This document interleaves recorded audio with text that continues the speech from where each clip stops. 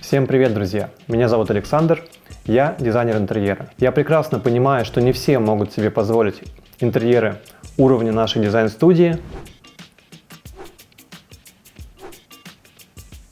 И я, кстати, в том числе. Но если бюджет ограничен, а вам все равно хочется, чтобы ваш дом выглядел дорого и роскошно, то это видео для вас. Сегодня я расскажу 10 способов, как сделать так, чтобы ваш интерьер выглядел дороже.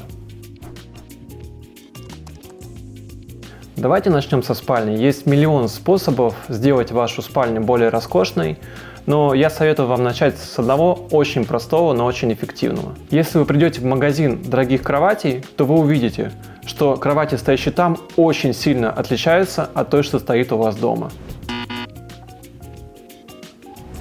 Но этого добились простым добавлением второго пухового одеяла.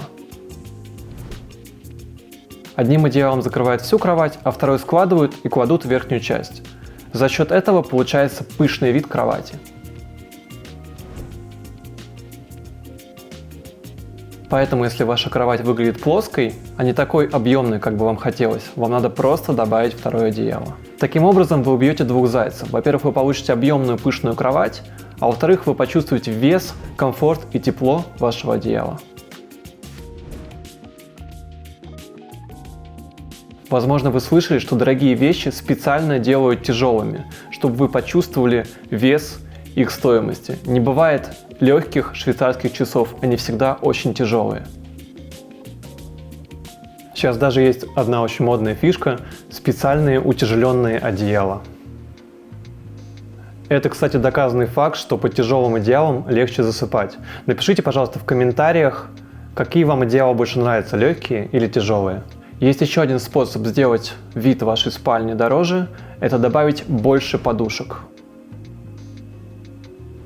Вы можете добавить их на кровать, они могут быть квадратные, прямоугольные, даже есть специальные цилиндрические подушки. Эти все размеры продаются в IKEA, в любых текстильных магазинах, вы не без проблем их найдете, но внешний вид спальни тут же поменяется, она станет более роскошной. Вы можете добавить подушки не только на кровать, можно положить их еще на диван, можно положить их на кресло. Кроме того, с помощью подушек можно добавить ярких пятен в ваш интерьер или каких-то графических композиций, подчеркнув сложность и утонченность интерьера. К тому же они еще добавят комфорта. Давайте теперь поговорим об освещении. Если вы хотите дорогой и роскошный интерьер, то у вас должна быть возможность создавать в нем с помощью света разные настроения, разные цветовые сценарии. В одной комнате может находиться много различных источников освещения, которые будут направлены в разные стороны. С их помощью мы подсветим, акцентируем разные элементы интерьера. Это могут быть потолочные светильники, подвесные или прижатые к потолку, настенные бра, подсветка картины, напольные торшеры, торшеры на тумбочках, различный навигационный свет и подсветки, акцентирующие разные элементы архитектуры. Перечислять можно на самом деле очень долго. Существует много разных светильников, и наша задача с их помощью создать интересную атмосферу. Можно с помощью света подсветить какой-то архитектурный элемент или, например, декор. Можно сделать подсветку фактурной стены, и ее фактура заиграет совершенно по-другому. Если у вас в коридоре висят картины, то с помощью специальной подсветки вы сделаете не просто картины, вывешенные в коридоре, а целую картинную галерею. Она совершенно по-другому заиграет. Ну и, конечно же, самое главное – не переборщить со светом, иначе у вас будет не интересный интерьер, а просто магазин светильников. И есть одна очень важная вещь, о которой вы обязательно должны помнить при выборе и покупке светильников. Все световые группы должны быть в одной световой температуре. Иначе ваш дорогой интерьер превратится в дешевый разноцветный. И еще, если вы используете очень холодный свет, то вы также убьете всю люксовость, ваш интерьер станет очень простым и дешевым. Поэтому при покупке и выборе светильников думайте не только о внешнем виде и дизайне самого светильника, но и рассчитывайте еще, какие в них должны быть лампочки. Есть еще один способ сделать ваш интерьер дороже. Сейчас в моде ровные крашеные стены, но вживую очень часто это смотрится довольно дешево. Это можно исправить очень простым решением, добавить на стены молдинги. Это могут быть как полиуретановые, так и более дорогие гипсовые профили. Этот прием в архитектуре называется зеркало, не путать с стеклянными зеркалами. Когда в вашем интерьере появляются эти гипсовые зеркала, то он сразу же наполняется атмосферой классики, стены становятся сразу сложными. Если вы покрасите молдинги вместе со стеной, это будет тоже очень интересно смотреться, и интерьер сразу же получается в разы дороже. Я думаю, что вам очень понравится этот прием. Он легко исполняется, интерьер полностью меняет свой внешний вид, но главное тоже с ним не переборщить, потому что ваш интерьер может превратиться в один сплошной молдинг. Интерьер смотрится в разы дороже, если в нем используется архитектурный прием симметрия. Это делает интерьер сразу же более осмысленным, правильным, придает ему продуманный вид. Если в вашем интерьере есть акценты, то постарайтесь сбалансировать их другими деталями. Мебель и элементы освещения, расположенные по осям, также создают ощущение упорядоченности и дорогого интерьера. Есть одна вещь, которая очень сильно удешевляет ваш интерьер. Я постоянно об этом везде говорю. Это разноцветные баночки.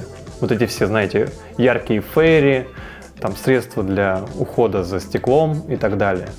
От них в глазах начинает рябить, а ваш интерьер превращается в магазин китайских специй. Поэтому от всей этой пестроты надо как можно скорее избавиться. Перелейте средства в специальные декоративные банки. Пересыпьте крупы в специальные емкости. Они продаются в магазинах декора, они продаются в Икеа. Вы без проблем все это найдете. Но ваш интерьер кардинально поменяется. Я дома, например, специально перелил фейри в специальную банку для мыла. И у меня нет этого белого ужасного пятна на кухне. Теперь это красивый, стильный декор. Давайте теперь поговорим о шторах. Есть множество моментов, где можно ошибиться при заказе штор. На самом деле на нашем канале уже вышло видео, посвященное отдельно шторам. Переходите по ссылочке, там много полезных вещей для вас. Есть очень простая формула, как купить такие шторы, чтобы ваш интерьер смотрелся дороже, независимо от цены самих штор. Во-первых, вешайте карниз максимально близко к потолку и на 15-30 сантиметров выходите карнизом за край окна. Это визуально увеличит ваши окна, а потолок будет смотреться еще выше. Если ваши шторы заданы вверх, они очень короткие и не достают до пола, то это моментально делает интерьер дешевым. Если вам немного не хватает длины штор, то вы можете использовать в качестве крепления специальные кольца. Они продаются в Икеа. Это добавит нужные сантиметры к длине штор и сделает их внешний вид более дорогими и изысканными. К тому же кольца помогут шторам легче двигаться по карнизу. Таким образом, покупая недорогие шторы, можно купить их в Икеа, неважно, и используя эти простые правила, вы получаете более дорогой вид. Если бюджет ограничен и нет возможности использовать на стенах дорогие декоративные приемы, такие как панели из ткани, панели из МДФ со шпоном, дерева, либо какие-то гипсовые панно, то можно использовать очень простой, в эпоху минимализма, который сейчас в моде, забытый прием – это обои. С помощью обоев, или как сейчас модно называть их, настенным панно, можно создать яркий акцент, яркое пятно в интерьере. Это задаст настроение всему пространству комнаты, а может быть и даже всей квартиры. Обои можно использовать в гостиной, в спальне. Они очень популярны в детской. На самом деле можно использовать в любом помещении. В общем, если не можете ничего придумать, то используйте обои. Это добавит комнате атмосферы и деталей. Просматривая журналы с ультрадорогими интерьерами, вы можете заметить одну особенность, которая их всех объединяет. Это нейтральная цветовая гамма. Если ваш бюджет ограничен, но вам все равно хочется, чтобы ваш интерьер смотрелся дорогим, то покупайте предметы в нейтральной цветовой гамме. Так их будет легче сочетать между собой, а ваш интерьер будет вне времени и не потеряет актуальность спустя много лет. Если хотите добавить в интерьер яркости, то сделайте это с помощью добавления текстур и контрастов, а не за счет яркого цвета. Но если вы любите цвет, то обязательно его используйте. С помощью ярких цветов можно создать очень интересные, яркие, атмосферные интерьеры. Но если вы не профессиональный декоратор, не художник и не чувствуете уверенность в выборе цвета, то обязательно используйте нейтральную цветовую гамму. Тогда вы обязательно избежите ошибки. Используйте белые, бежевые цвета. Можно даже какие-то контрастные, яркие, но главное, чтобы они были из нейтральной цветовой гаммы. Это сделает интерьер дороже. То, что сделает ваш интерьер действительно уникальным и дорогим, это крупномасштабные предметы искусства. Ваши гости сразу же скажут «Вау!». Картина будет кричать «Дорого!». Независимо от размера вашего интерьера, вы можете в нем разместить большие масштабные произведения искусства. Маленькие картины и другие предметы декора, какие бы они дорогие и интересные не были, все равно не производят такого впечатления, как масштабные предметы. Большие картины, конечно же, стоят дорого, поэтому это неплохой повод стать современным художником, деятелем современного искусства и самим что-то изобразить. Только, пожалуйста, давайте без экстремального творчества. Если у вас ограничен бюджет, то не надо бросаться на китайские подделки. Да, возможно, они будут красиво смотреться на фото, на видео с вашим интерьером, но когда вы каждый день будете видеть это дешевое исполнение, какие-то косяки, там, кривизну металла, какие-то другие ошибки. У меня, например, была подделка китайская под светильник итальянский, у меня на второй день сломался выключатель. Так вот, на фотох будет одно, а в жизни ваш интерьер будет смотреться гораздо дешевле. Поэтому, чтобы ваш интерьер смотрелся дороже, используйте оригинальные вещи. И это не обязательно какие-то дорогие европейские предметы. Это может быть наше производство, это может быть та же IKEA, которая, по сути, доступна всем, но у нее оригинальные предметы дизайна. Поэтому лучше избежать покупку дешевых китайских подделок. Я постоянно с этим сталкиваюсь, когда нам нужно было вложиться в очень маленький бюджет, когда приехали эти китайские светильники, и каждый раз с ними какая-то жесть. То краска слезла, то шарнир не держит и светильник постоянно падает, то они внешне отличаются от того, что было изначально на фотографии в коммерческом предложении. Поэтому помните о том, что китайские подделки – это всегда сюрприз, и, скорее всего, они удешевят ваш будущий интерьер.